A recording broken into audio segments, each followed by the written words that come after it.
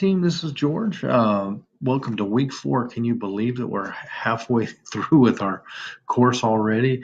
I appreciate all the hard work and effort that you're putting forward. I know what it takes to be an adult learner, so I appreciate all that effort that it takes to dive in and really look at this content and really make this content something meaningful. So I appreciate all that effort that you're putting forward. So let's jump in and look at the week.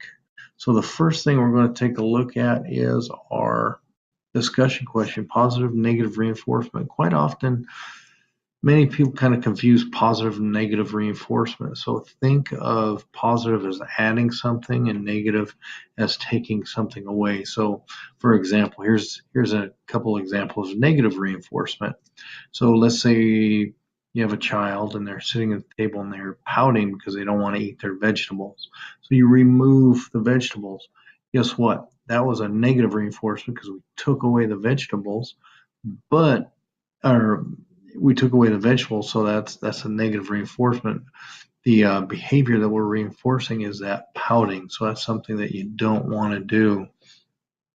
So that's an example of negative reinforcement. Another example would be if you put on sunscreen, so you made the choice of putting on sunscreen so you won't get sunburned later on that day. So you're removing the stimulus of the sunburn, or if you choose to leave early so you won't be late for work or class, so you're removing the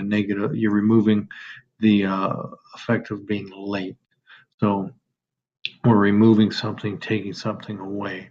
So excuse me. So positive, we're adding something. So let's say you do something really well in a sport, or let's say if you're working out and your partner says, "Hey, excellent work," or they give you some sort of positive reinforcement, they add a comment that is kind, so it's positive. So they're adding that comment in there.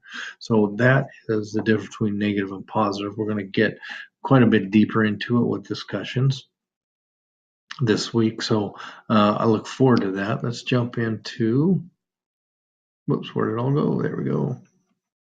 Our goals.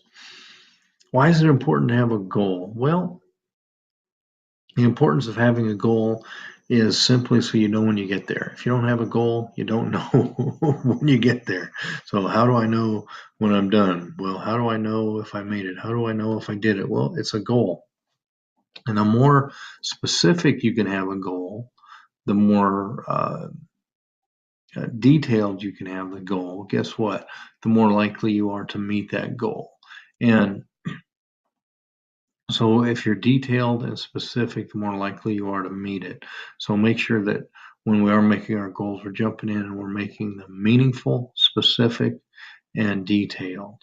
And don't give yourself a lot of wiggle room. So let's say, for instance, if I want to eat, one of my goals is to eat oatmeal 5 days a week. Well, what if I just said I would like to eat oatmeal more? Well, if I wasn't eating any before for breakfast, guess what? If I eat it one time a week, hey, I've met my goal, so I don't have to do it anymore.